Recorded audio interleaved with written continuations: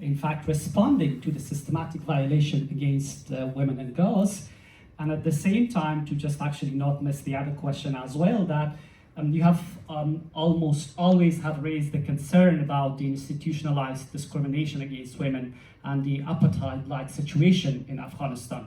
So what concrete steps do you think should UN and members of UN or countries should take, in fact, now to move beyond statements and condemnations to creation of actual accountability? And what are those specific steps that you think, as someone looking into the situation of accountability or into these all mechanisms from a point of view that your work somehow is connected to all of them? Thank you. Thank you very much for the questions, Dr. Mutasem. I just want to check, can everyone hear me and see me? Yes, you're being heard well. Thank you. Thank you. Well, first of all, I know we're not doing introductions, but I do want to very much thank the organizers. I think I already had a 4-minute video, so maybe you're only going to give me 3 more minutes to speak. You've heard enough from me. But let me just add a few things in relation to those. And before I start, to also acknowledge the importance of International Women's Day and the importance on that day of women, of men standing in solidarity with women. The reason I'm not with you in person is that early tomorrow morning I'm going to Vienna for a meeting of the OSCE on Afghanistan, the Organization for Security and Cooperation in Europe. And I couldn't quite manage to be in both places logistically.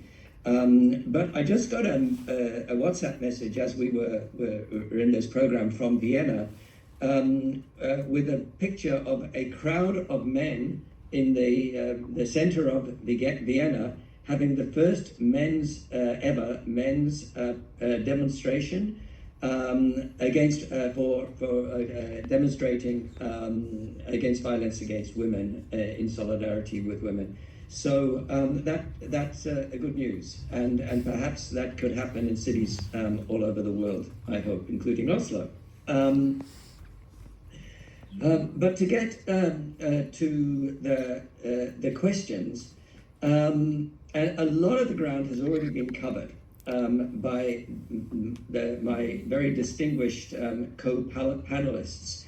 So I'm not going to try not to repeat what they have been saying. And the first part of your question, I think, was about effectiveness. You know, it's already been described by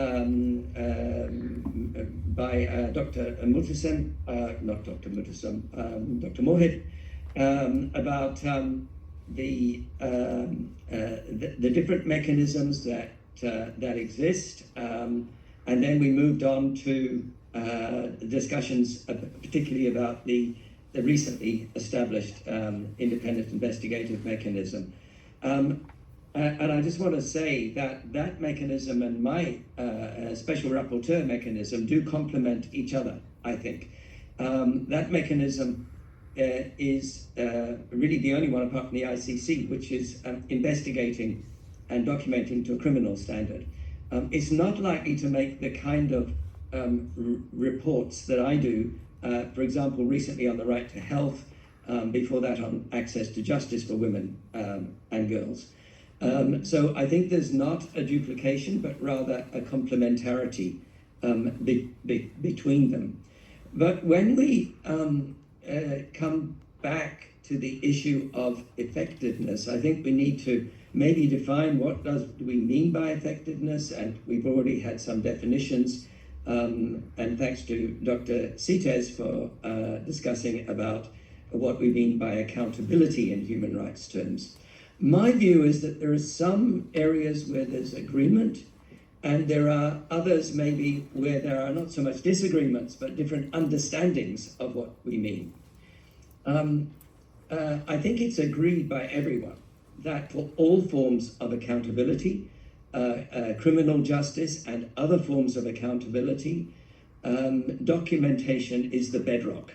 And that's why the comprehensive mandate of the independent investigative mechanism is so important.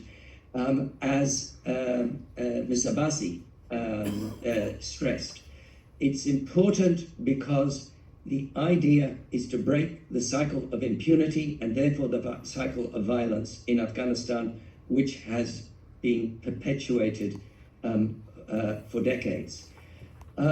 Where I think there are some mixed expectations, maybe about the results. Some, both Afghans and non-Afghans, maybe expect results quite relatively quickly, and others accept that it will take time for accountability, particularly prosecutions, to be completed. And still others consider that accountability is wider than criminal justice, wider even than the conventional transitional justice measures that have been mentioned by others. For example, in researching my Access to Justice report and speaking to many Afghan women and girls,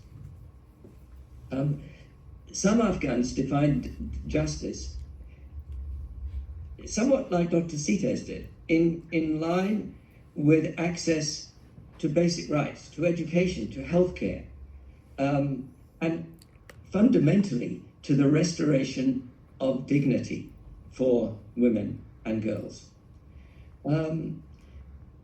Others have also, however, questioned whether these accountability mechanisms, what difference will they make in the lives of Afghans today, especially those living in poverty in the country? And I think, that's a fair question, and the answer is partly that it's not either or, that there needs to be justice, there need to be accountability mechanisms, but in the message you heard from me earlier for International Women's Day, I was very much calling for continuing supporting both human rights work and the important humanitarian work. I want to end up with this.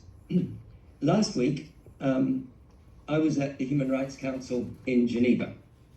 And when I had discussions with the members of the Human Rights Council, the governments, they were saying, what can we do?